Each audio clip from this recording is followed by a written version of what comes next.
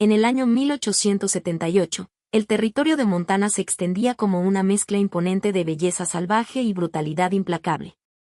En el corazón de esa tierra aún sin domar se encontraba Paradise Valley, una franja dorada que conducía hasta el distante río Yellowstone, un lugar donde el viento cargaba polvo, historia y un presentimiento de cambio. Allí, el rumor creciente sobre la llegada del ferrocarril del norte comenzaba a alterar el ritmo natural de la región. Las primeras cuadrillas de topógrafos ya habían aparecido cerca del río, marcando líneas y clavando estacas como si la tierra hubiera estado esperando su permiso para transformarse. Pero para muchos rancheros, especialmente los que habían construido su hogar con sus propias manos, aquel progreso olía más a amenaza que a oportunidad. Entre ellos se elevaba Kim Forrest, un hombre cuya reputación era casi una leyenda en Paradise Valley. A sus 26 años se había convertido en el ranchero más joven en levantar un imperio ganadero, el Rancho Forrest, 3.000 acres y casi 2.000 cabezas de ganado que pastaban bajo el cielo inmenso. Kim era un hombre moldeado por el trabajo, por la tierra y por la soledad. Su padre, un hombre severo y pragmático, le había dejado una advertencia que se convirtió en su credo: el momento en que dejas que alguien te importe, le entregas al mundo un arma contra ti. Kim había tomado esas palabras como una ley sagrada. No mostraba miedo, no mostraba debilidad, no mostraba afecto. Era alto, fuerte, con manos curtidas por la cuerda y el frío, y una mirada que podía congelar a cualquier extraño antes de que se acercara demasiado. En su mundo, los hombres que sobrevivían eran los que sabían mantenerse solos. Por eso, cuando Kim observó desde lejos un pequeño carromato desconocido acercándose a los límites de su propiedad, sintió que algo oscuro se movía en su interior. El ferrocarril ya había atraído a especuladores y oportunistas, y ver un vehículo tan precario avanzando hacia su tierra solo podía significar problemas. Su mano se deslizó instintivamente hacia su Colt, no por agresión, sino por el reflejo natural de un hombre que había aprendido a desconfiar de cualquiera que no reconociera. Mientras se aproximaba, el polvo detrás del carromato se elevaba como una delgada nube, y Kim decidió que ese encuentro no podía ignorarse. Su tierra estaba en peligro, y él no permitía amenazas de ningún tipo. La conductora del carromato era Grace Whitaker, una joven de 19 años que había sufrido más pérdidas que muchas mujeres que habían vivido el doble de su vida. Había enterrado a su madre siendo apenas una niña y ahora había visto morir a su padre de neumonía cerca de Bozeman. Él había gastado sus últimos ahorros comprando una parcela bajo la ley de Homestead, soñando con un futuro para su hija.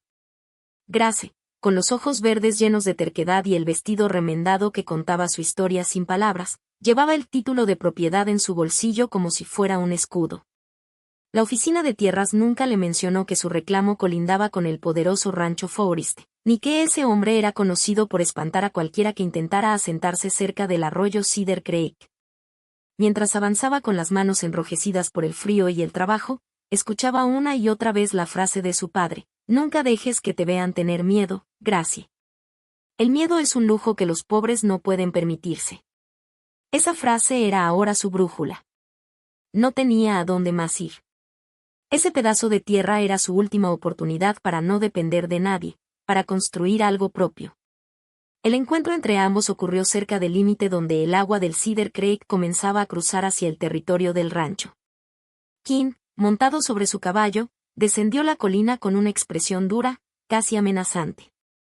Estas tierras son Forrest, dijo en cuanto estuvo a unos metros del carromato. Tomaste un camino equivocado, señorita. Sus palabras eran más que una advertencia, eran un intento de cerrar la puerta antes de que Grace siquiera la tocara.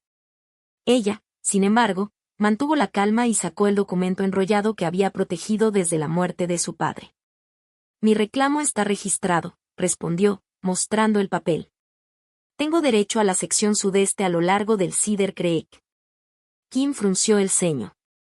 Era imposible que esa tierra hubiera salido del dominio del rancho. Durante 8 años, ese arroyo había alimentado a su ganado. Para su sorpresa, Grace no tembló, no retrocedió, no bajó la mirada. Su voz fue firme, casi desafiante. Explicó que venía de Kansas, que había perdido a su padre en el camino, y que esa tierra era todo lo que tenía. Ese detalle, esa mención a la pérdida, golpeó una parte de Kim que creía muerta desde hacía tiempo. Pero él no podía permitirse compasión. El rancho dependía del agua. La vida dependía del agua.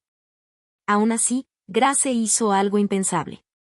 Sin esperar más, chasqueó la lengua y avanzó con su mula, pasando junto a Kim como si sus palabras no tuvieran peso alguno.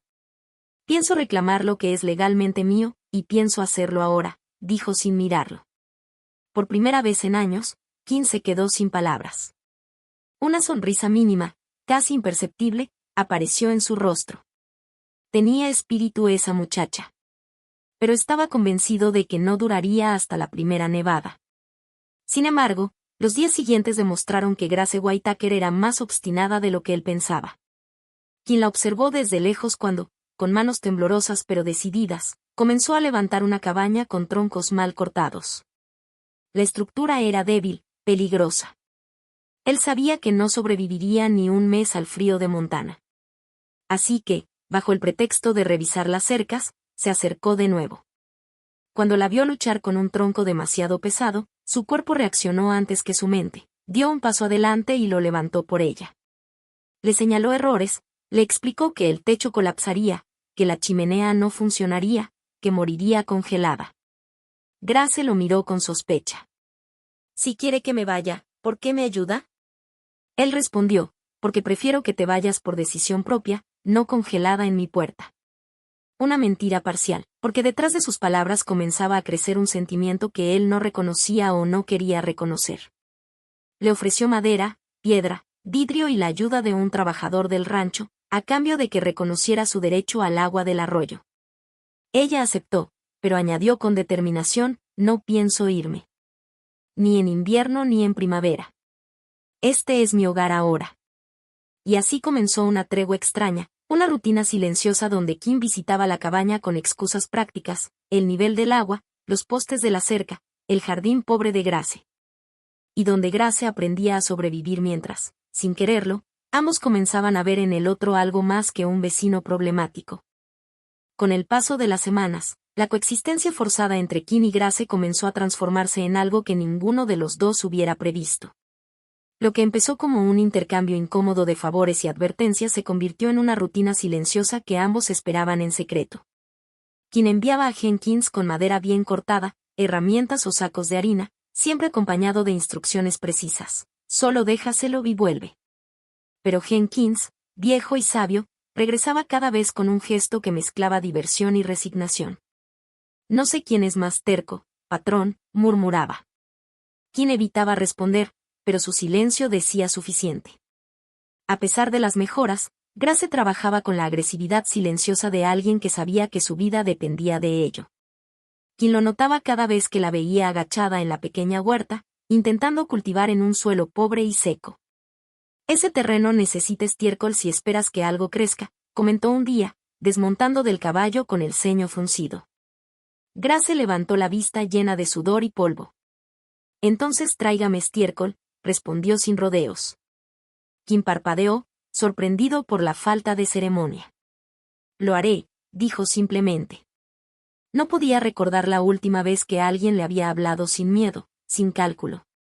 A pesar de los desacuerdos y las fricciones, la conversación entre ellos comenzó a fluir con naturalidad. Kim le contó que su primer hogar había sido una cabaña aún más pequeña que la de ella, un lugar donde su madre mantenía un jardín que alimentaba a 20 hombres durante los veranos largos. Grace, por su parte, reveló que su madre le enseñó a leer usando un libro de poemas que llevaba consigo. Fue ese libro, de tapas gastadas, el que llamó la atención de Kim cuando lo vio sobre una mesa improvisada. No imaginaba que alguien por aquí leyera poesía, dijo él con un tono neutro, casi defensivo. Grace respondió, supongo que incluso en un territorio como este, algunos necesitamos algo que no sea solo tierra y trabajo. Durante unos segundos compartieron una mirada silenciosa, reconociendo en el otro una profundidad que ninguno esperaba encontrar. Pero ese frágil equilibrio se puso a prueba a mediados de julio, cuando la tierra reseca crujía bajo cada paso y el aire estaba cargado de electricidad. Kim vio una columna de humo elevándose en el horizonte y supo inmediatamente lo que significaba. Un incendio de pradera, empujado por el viento, avanzando hacia la zona del Cedar Creek. Sin pensarlo, espoleó a su caballo y cabalgó hacia la cabaña de Grace. La encontró afuera, con una cesta de ropa recién lavada. Hay un incendio a 3 millas de aquí, dijo sin aliento. Tienes que recoger tus cosas. Ve al rancho ahora. Grace apretó los labios. No voy a abandonar mi hogar. Kim sintió un destello de frustración que casi se convirtió en furia. Es una estupidez quedarte. Ella lo miró a los ojos. Si fuera tu rancho, ¿te irías? La pregunta lo golpeó como una piedra. No. No lo haría. Y ambos lo sabían. Así que, contra todo instinto, Kim aceptó quedarse. Tenían 2 horas antes de que el fuego llegara. Cavaron un cortafuegos alrededor de la cabaña, sudando, jadeando, trabajando como 2 personas que ya compartían más que una frontera. La tierra se volvió espesa por el calor y el humo que comenzaba a cubrir el cielo. Cuando el cortafuegos resultó insuficiente, Kim tomó una antorcha. Vamos a hacer una contrafuego. Es peligroso, pero es nuestra única opción. Grace lo siguió sin dudar. Encendieron pequeñas líneas de fuego controlado, obligando a la pradera a quemarse hacia adentro, creando un vacío que detendría el avance del incendio mayor. Durante horas lucharon juntos, arriesgando sus vidas. Hubo momentos en que el humo era tan denso que no podían ver sus propias manos. Compartieron el agua del mismo cantimplora cuando sus gargantas quedaron ásperas como piedra. Cuando por fin el viento cambió y el fuego principal se desvió hacia el norte, ambos se dejaron caer exhaustos en los escalones de la cabaña. Sus rostros estaban ennegrecidos, sus ropas chamuscadas. Era la primera vez que se veían tan vulnerables uno frente al otro. Kim rompió el silencio. ¿Por qué te importa tanto esta tierra? Grace lo pensó unos segundos antes de responder. Porque es lo único que es verdaderamente mío. Aquí no le pertenezco a nadie. No debo favores, no debo obediencia. Incluso si es difícil, es mío. Luego levantó la mirada. Estoy segura de que entiendes lo que quiero decir. Tú construiste tu rancho con las mismas manos. Kim bajó la vista. Nunca antes alguien lo había leído con esa claridad. La soledad que había llevado como una armadura comenzaba a pesarse más que nunca. Y así, sin querer decirlo, sin planearlo, se escuchó a sí mismo confesando, nadie realmente sobrevive aquí solo, Grace. Ni siquiera yo. Ella no respondió, pero la expresión en su rostro mostraba comprensión y algo más profundo, reconocimiento.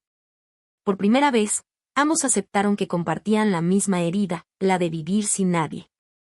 Agosto llegó como una avalancha de cambios. Los topógrafos del ferrocarril invadieron el valle, seguidos por abogados y especuladores que trataban de comprar tierra barata antes de que los precios se dispararan. Kim se encontró en una lucha constante para proteger su rancho, y fue Grace quien le ofreció la perspectiva que necesitaba. El progreso viene aunque no lo queramos, dijo ella mientras revisaban los mapas que él dejaba sobre su mesa. Quizá la pregunta no es si debes pelearlo, sino cómo moldearlo a tu favor. Kim le escuchó con una atención que nunca prestaba a nadie. Una tarde, después de semanas de trabajo conjunto y silenciosas confidencias, Kim se plantó frente a la cabaña de Grace con una torpeza inusual. Grace, hay un baile de la cosecha en el pueblo este sábado, comenzó. Y supongo que estoy preguntando si te gustaría que te acompañara. La joven se sorprendió, pero una sonrisa suave curvó sus labios. Sí, Kim. Me gustaría. Él, con una honestidad desarmante, añadió, no soy buen bailarín. Ella respondió, yo tampoco. Ambos rieron por primera vez desde que se conocían. Esa noche, mientras la acompañaba de regreso bajo un cielo cargado de estrellas, Kim sintió algo que lo asustó más que cualquier incendio o amenaza de los especuladores. Se dio cuenta, con una claridad punzante, de que estaba enamorado de Grace Whitaker. La mujer a la que quiso expulsar. La mujer que desafió su autoridad, su soledad y sus convicciones. La mujer que había entrado en sus días con la fuerza de un rayo y la suavidad de un amanecer. El amor significa vulnerabilidad, pensó. Y la vulnerabilidad significa debilidad. Pero ya era demasiado tarde. Grace había atravesado las murallas que él había construido durante toda su vida. Y aunque el miedo lo acompañaba, también lo hacía una sensación nueva, casi olvidada, esperanza.